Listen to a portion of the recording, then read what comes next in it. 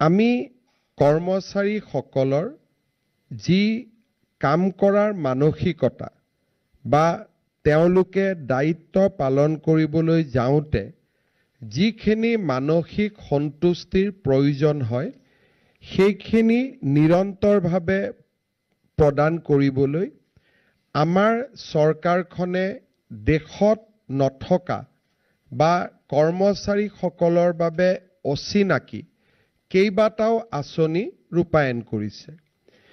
চৰকাৰী দায়িত্ব অনুসৰি মই বিভিন্ন ৰাজ্যলৈ যাওঁ আৰু বিভিন্ন ৰাজ্যক যেতিয়া মই প্ৰশ্ন কৰোঁ যে এনেকুৱা ধৰণৰ আঁচনিবিলাক আপোনালোকৰ চৰকাৰৰ আছে নেকি বা ইয়াতকৈ কিবা ভাল আঁচনি আছে নেকি, তেতিয়া মই এটাই কথা অনুমান কৰোঁ যে পৰম্পৰাগত সা সুবিধাসমূহক বাদ দি কোনো চৰকাৰে কৰ্মচাৰীসকলৰ কল্যাণৰ বাবে অলপ বাহিৰলৈ গৈ অলপ আগলৈ গৈ কাম কৰিবলৈ চেষ্টা কৰা নাই আৰু তেওঁলোকে এতিয়াও টেক্সট বুকত যিখিনি লিখা আছে অৰ্থাৎ কৰ্মচাৰীৰ এফআৰ এছআৰ ৰুলছত যিখিনি লিখা আছে তাৰ ভিতৰতে তেওঁলোকে কাম কৰি আহিছে।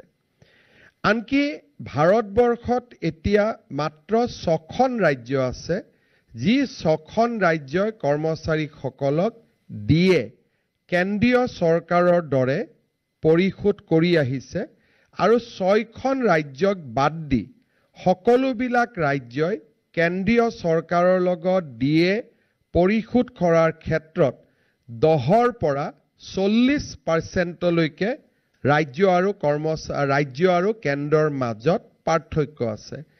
বহু দূৰলৈ যদি মই নাযাওঁ আমাৰ নিচেই প্ৰতিবেশী ৰাজ্য পশ্চিমবংগৰ লগত যদি আমি তুলনা কৰোঁ পশ্চিমবংগ আৰু অসমৰ মাজত ডিএৰ পাৰ্চেন্টেজ 30% আজিৰ দিনত গেপ আছে। অৰ্থাৎ আমাৰ যদি ডিএ 55% পশ্চিমবংগৰ ডিএ 25% বা তাতোকৈও কম।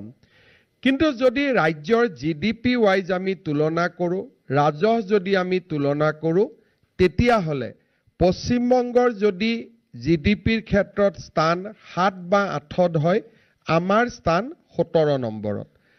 আজি প্ৰতিকূলতাৰ মাজতো আমি ৰাজ্যৰ কৰ্মচাৰীসকলক তেওঁলোকক সম্পূৰ্ণ মানসিক সন্তুষ্টি দিবলৈ কেইবাটাও প্ৰচেষ্টা হাতত লৈছোঁ আৰু প্ৰত্যেকটা প্ৰচেষ্টাই আজি একক আৰু অনুকৰণীয় ৰূপত থিয় হ'বলৈ সক্ষম হৈছে।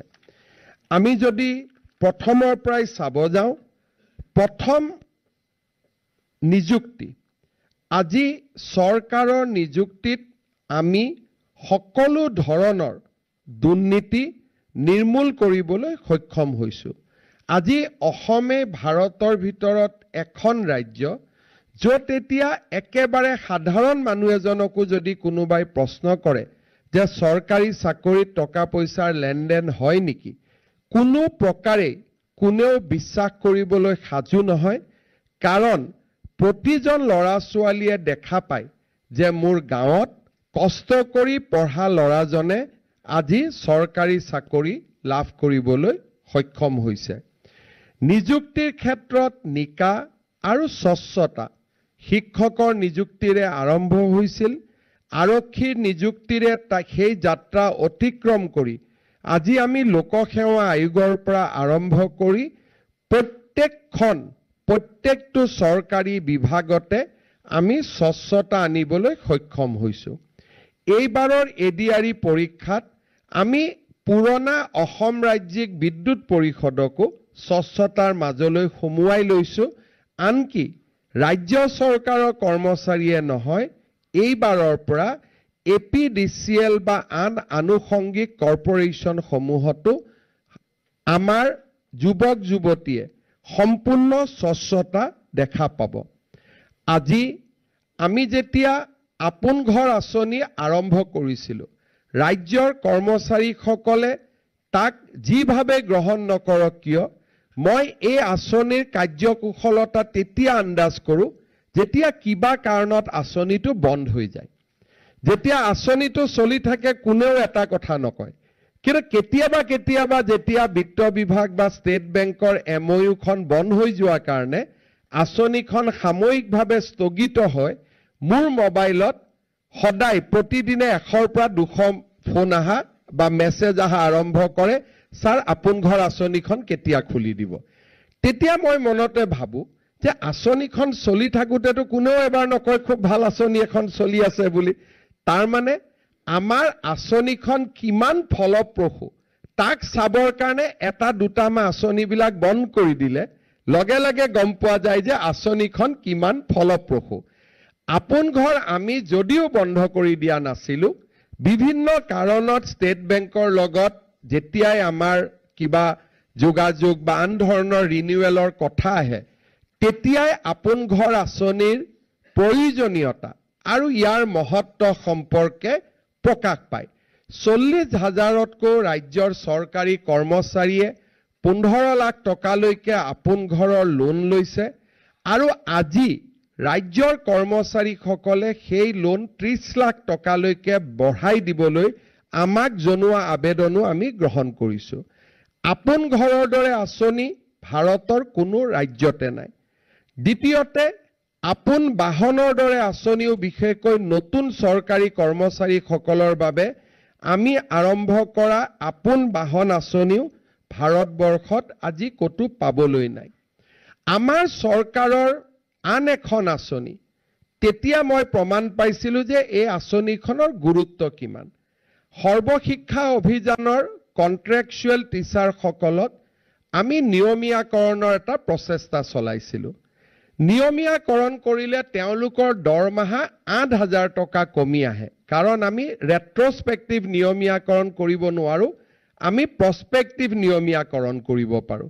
তথাপিতো তেওঁলোকৰ দীৰ্ঘদিনীয়া দাবীৰ প্ৰতি সঁহাৰি জনাই বা সেকেন্ডাৰী এডুকেশ্যনত কন্ট্ৰেকচুৱেল পোষ্টত কাম কৰি থকা শিক্ষকসকলৰ দাবীৰ প্ৰতি সঁহাৰি জনাই আমি এটা বিজ্ঞাপন দিছিলো যে যিসকলে নিয়মীয়া হ'ব বিচাৰে আবেদন কৰক।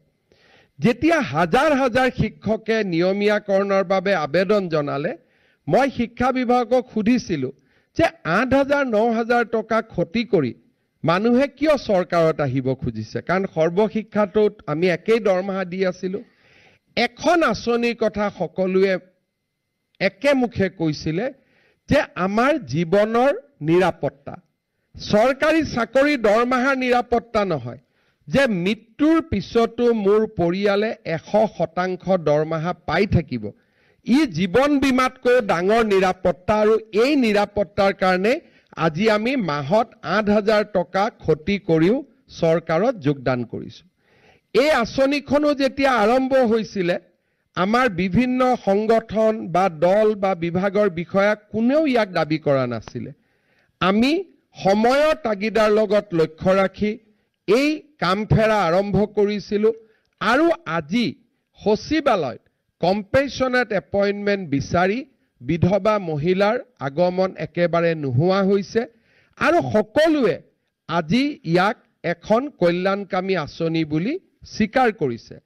তৃতীয় বৰ্গ চতুৰ্থ বৰ্গৰ কাৰণে নহয়, IS আৰু IPSতো চৰকাৰী কাৰ্যকালত মৃত্যু হোৱা পৰিয়ালেও আজি একেমুখে স্বীকাৰ কৰিছে যে এনে এখন কল্যাণকামী আঁচনিৰ কাৰণে পৰিয়ালটোৰ ভৱিষ্যতৰ কাৰণে আজি আমি চিন্তা কৰিবলগীয়া হোৱা নাই।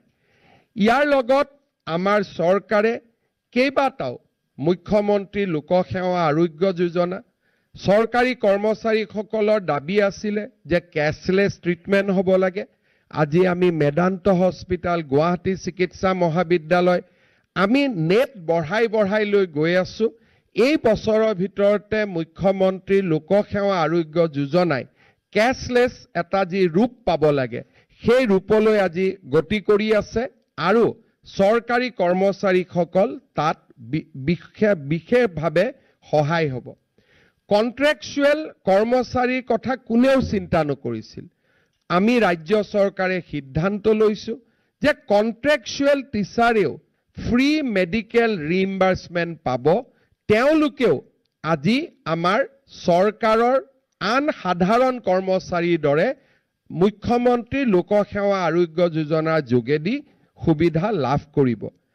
আজি যেতিয়া আমি চৰকাৰত আছো, প্ৰত্যেকটো কথাই আমি শুনিবলৈ চেষ্টা কৰিছো। কোনোবাই আহি কৈছে জুনিয়ৰ ইঞ্জিনিয়াৰসকলৰ প্ৰমোচন হোৱা নাই বহুত বছৰ। আমি কৈছো ঠিক আছে, আমি পাৰ্চনেল পোষ্ট ক্ৰিয়েট কৰিম, আপোনালোকক ট্ৰান্সফাৰৰ আমি সুবিধা কৰি দিম। আজি কোনোবাই আমাক আহি কৈছে যে 2003 চন 5 চনৰ আগত কাম কৰা চৰকাৰী কৰ্মচাৰীসকলক ৰেগুলাৰ পে স্কেল দিব লাগে। আমি কৈছো ৰেগুলাৰ পে স্কেল দিম। কোনোবাই কৈছে হাউচ ৰেন্ট দিব লাগে, আমি হাউচ ৰেন্ট দিম।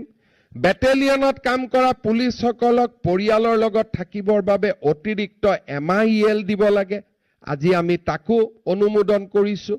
চাওঁতে চাওঁতে আমাৰ ৰাজ্যৰ কৰ্মচাৰী সমাজক এক মানসিক সন্তুষ্টি, ছেটিছফেকশ্যন, যিটো ৱৰ্ক কালচাৰৰ কাৰণে প্ৰয়োজনীয় ছেটিছফেকশ্যন এটা দিয়াৰ কাৰণে আমি প্ৰয়াস আৰু প্ৰচেষ্টা চলাইছিলো, আৰু আজি তাত আমি সফল হৈছো। পিতৃ মাতৃৰ বন্দনাৰ পৰা আমি একোটা মানুহৰ জীৱনৰ আটাইতকৈ সেন্সিটিভ কামবিলাকত আমি চৰকাৰী কৰ্মচাৰীৰ লগত থিয় হৈছো, আৰু চৰকাৰী কৰ্মচাৰীসকলৰ মাজত মানসিক সন্তুষ্টিৰ মাজেৰে কৰ্ম সংস্কৃতিক আমি আগুৱাই ল'বলৈ প্ৰয়াস আৰু প্ৰচেষ্টা কৰিছো। আজি ষ্টেট বেংক অফ ইণ্ডিয়াৰ লগত কথা পাতি এক্সিডেণ্ট ইঞ্চুৰেঞ্চ, অতিৰিক্ত লাইফ ইঞ্চুৰেঞ্চ, এই গোটেই আঁচনিবিলাক অসমৰ চৰকাৰী কৰ্মচাৰীসকলৰ কাৰণে ৰাজ্য চৰকাৰে প্ৰয়োগ কৰিছে, আৰু ইয়াৰ সম্পূৰ্ণ সুবিধা ল'বলৈ আমাৰ কৰ্মচাৰী সমাজখন আগুৱাই আহিব লাগে।